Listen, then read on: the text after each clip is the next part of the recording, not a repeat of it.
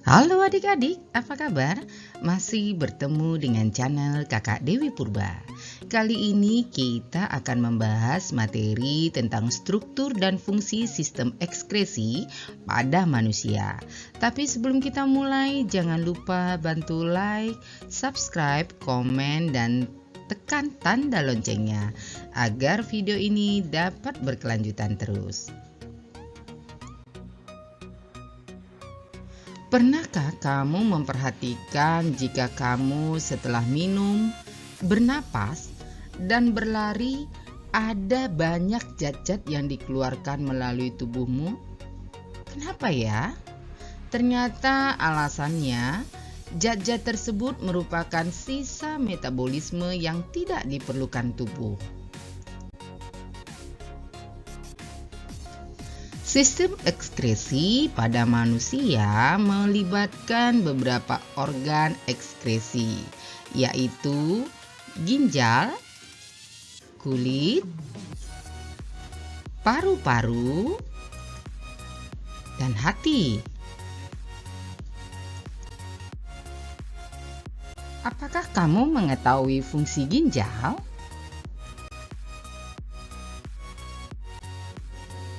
Fungsi ginjal yaitu 1. Menyaring sisa metabolisme dalam darah. 2. Mempertahankan keseimbangan cairan tubuh.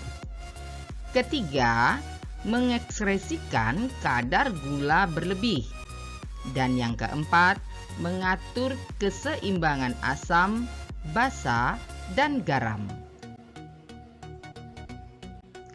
Ginjal terletak di kanan dan kiri tulang pinggang, yaitu di dalam rongga perut pada dinding tubuh bagian belakang atau yang disebut dengan dorsal.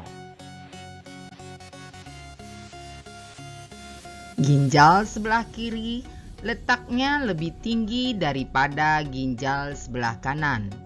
Ginjal memiliki bentuk seperti biji kacang merah. Ginjal berwarna merah karena banyak darah yang masuk ke dalam ginjal. Darah akan masuk ke dalam ginjal melalui pembuluh arteri besar dan akan keluar dari ginjal melalui pembuluh vena besar.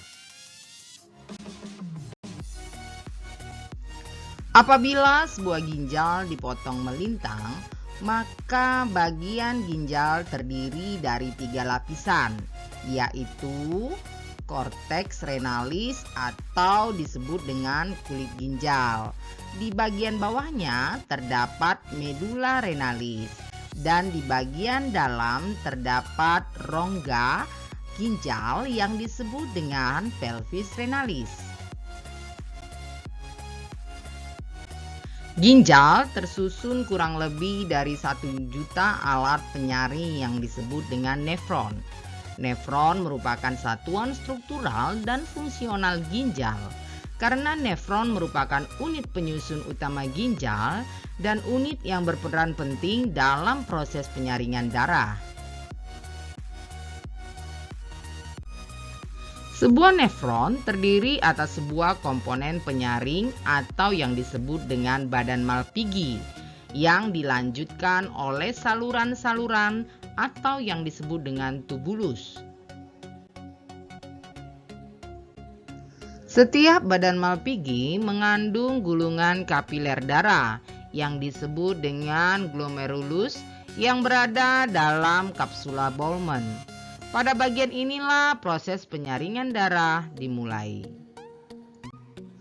Medula renalis atau bagian tengah ginjal tersusun atas saluran-saluran yang merupakan bagian kelanjutan dari badan Malpighi dan saluran yang ada di bagian korteks renalis. Saluran-saluran itu adalah tubulus proksimal, lengkung Henle, tubulus distal, dan tubulus conlectivus atau pengumpul yang terdapat pada medula. Pelvis renalis atau rongga ginjal berfungsi sebagai penampung urin sementara sebelum dikeluarkan melalui ureter. Nah, setelah kamu mengetahui cara penyaringan, tahukah kamu bahwa urin yang dihasilkan ginjal harus melalui 3 tahapan? Nah, ketiga tahapan pembentukan urin yaitu 1. Tahap filtrasi, kedua, tahap reabsorpsi, dan yang ketiga adalah tahap augmentasi. Tahap filtrasi dimulai dengan pembentukan urin dari darah mengalir melalui arteri aferen ginjal masuk ke dalam glomerulus yang tersusun atas kapiler-kapiler darah. Ketika darah masuk ke glomerulus, tekanan darah menjadi tinggi sehingga mendorong air dan zat-zat yang memiliki ukuran kecil keluar melalui pori-pori kapiler dan menghasilkan filtrat. Cairan hasil penyaringan tersebut atau yang disebut filtrat tersusun atas urobilin, urea, glukosa, air, asam amino, dan ion-ion seperti natrium, kalium, kalsium, dan klor. Filtrat selanjutnya disimpan sementara di dalam kapsula Bowman. Darah dan protein tetap tinggal di dalam kapiler darah karena tidak dapat menembus pori-pori glomerulus. Filtrat yang tertampung di kapsula Bowman disebut dengan urin primer. Tahapan pembentukan urin primer inilah yang disebut dengan tahap filtrasi. 2. Tahap reabsorpsi. Urin primer yang terbentuk pada tahap filtrasi masuk ke dalam tubulus proksimal. Di dalam tubulus proksimal terjadi proses penyerapan kembali zat-zat yang masih diperlukan oleh tubuh. Glukosa, asam amino, ion kalium, dan zat-zat yang masih diperlukan oleh tubuh juga diangkut ke dalam sel dan kemudian ke dalam kapiler darah di dalam ginjal. Sedangkan urea hanya sedikit yang diserap kembali. Cairan yang dihasilkan dari proses reabsorpsi disebut dengan urin sekunder. Urin sekunder mengandung air, garam, urea, dan uribilin. Uribilin inilah yang memberikan warna kuning pada urin, sedangkan urea yang menimbulkan bau pada urin. Urin sekunder yang terbentuk dari proses reabsorpsi selanjutnya mengalir ke lengkung Henle, kemudian menuju tubulus distal. Selama mengalir dalam lengkung Henle, air dalam urin sekunder juga terus diabsorpsi.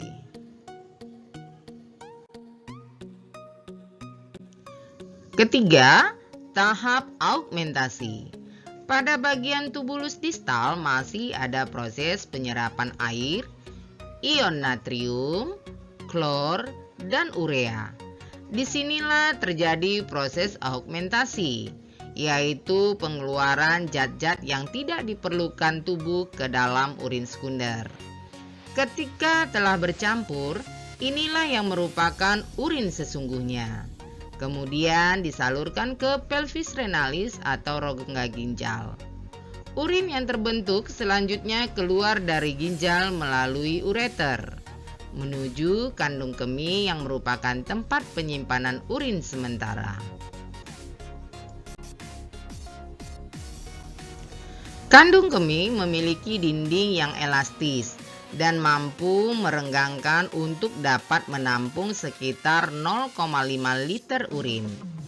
Proses pengeluaran urin dari dalam kantung kemih disebabkan oleh adanya tekanan akibat sinyal yang menunjukkan bahwa kandung kemih sudah penuh. Kontraksi otot perut dan otot-otot kandung kemih akan terjadi saat adanya sinyal penuh dalam kandung kemih. Akibatnya, kontraksi ini urin dapat keluar dari tubuh melalui uretra. Nah, adik-adik, sekarang kamu sudah tahu kan kalau urin adalah salah satu bentuk ekskresi manusia yang dihasilkan oleh ginjal. Nah, adik-adik, kalau tadi kita sudah mempelajari tentang organ ekskresi ginjal, sekarang kita akan mempelajari tentang organ ekskresi kulit.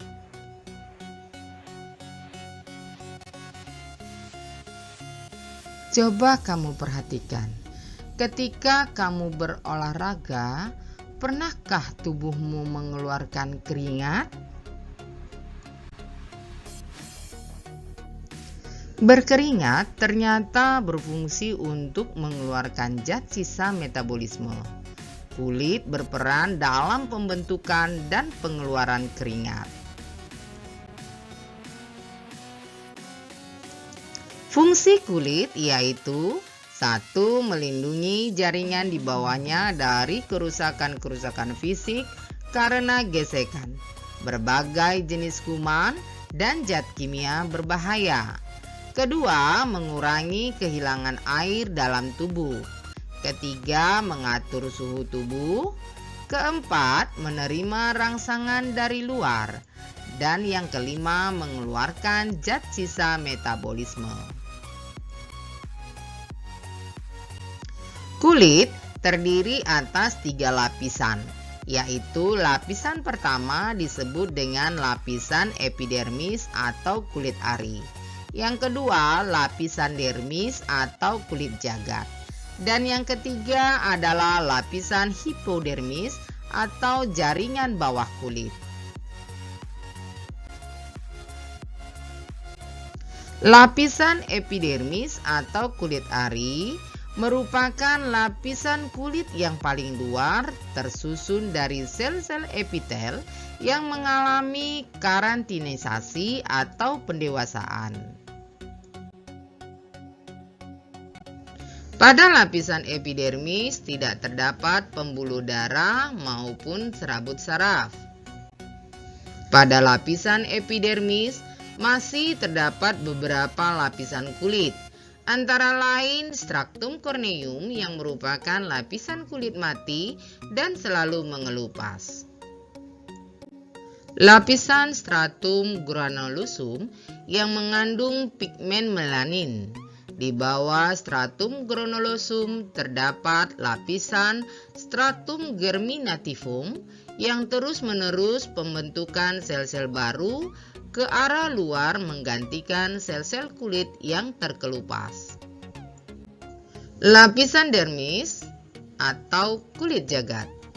Lapisan dermis terdapat di bawah lapisan epidermis.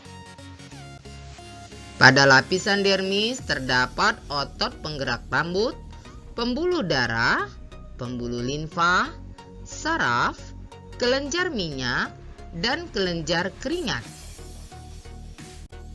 Kelenjar keringat berbentuk seperti pembuluh panjang. Pangkal kelenjar keringat menggulung dan berhubungan dengan kapiler darah dan serabut saraf. Kelenjar keringat akan menyerap air, ion-ion, NaCl, dan urea dari dalam darah yang kemudian dikeluarkan melalui pori-pori kulit. Ketiga, lapisan hipodermis atau jaringan bawah kulit. Di bawah lapisan dermis terdapat yang namanya lapisan hipodermis atau lapisan subkutan. Lapisan hipodermis bukan merupakan bagian dari kulit, namun merupakan kumpulan jaringan ikat yang berfungsi untuk melekatkan kulit pada otot. Lapisan hipodermis banyak tersusun atas jaringan lemak sehingga juga berfungsi untuk menjaga suhu tubuh. Nah, kalau tadi kita sudah mempelajari tentang kulit, sekarang kita masuk tentang paru-paru. Pembahasan tentang organ paru-paru sudah banyak dibahas pada materi sistem pernapasan. Selain berfungsi sebagai alat pernapasan, paru-paru juga berfungsi sebagai alat ekskresi.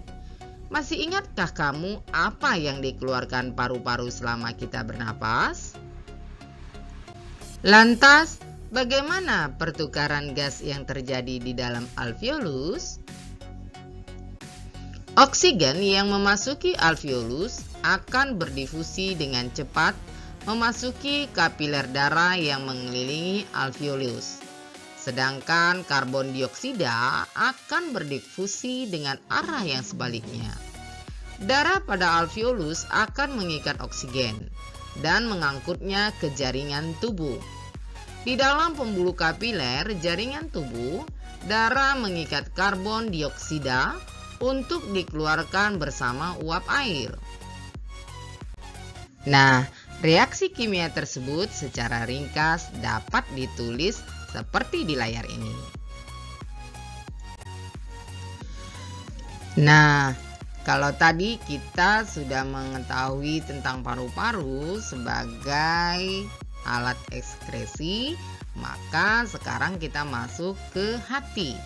Selain berperan dalam sistem pencernaan, hati juga berperan dalam sistem ekskresi, yaitu mengekskresikan zat warna empedu yang disebut dengan bilirubin. Adapun fungsi hati adalah 1. Merombak sel-sel darah merah yang sudah tua atau rusak. Yang kedua, menghasilkan empedu. Yang ketiga, menguraikan gas amonia yang berbahaya dalam tubuh menjadi zat yang lebih. Hati terletak dalam rongga perut sebelah kanan atas, berwarna merah. Berat hati sekitar 2 kg. Hati mengekskresikan urea, sisa perombakan protein yang akan dibawa oleh darah ke ginjal, kemudian dibuang bersama urin. Hati juga mengekskresikan empedu yang mengandung kolesterol, garam mineral, garam empedu, dan zat warna empedu atau bilirubin. Garam empedu berfungsi untuk mengemulsikan lemak pada proses pencernaan makanan. Bilirubin akan diubah menjadi urobilin yang akan memberi warna kuning kecoklatan pada feses. Nah, adik-adik, demikianlah materi kita tentang struktur dan fungsi sistem ekskresi pada manusia. Jangan lupa bantu like, komen, dan subscribe agar video ini dapat berkelanjutan terus. Sampai jumpa di dalam video berikutnya, yaitu gangguan pada sistem ekskresi manusia dan upaya untuk mencegah atau menanggulanginya. Sampai jumpa, terima kasih.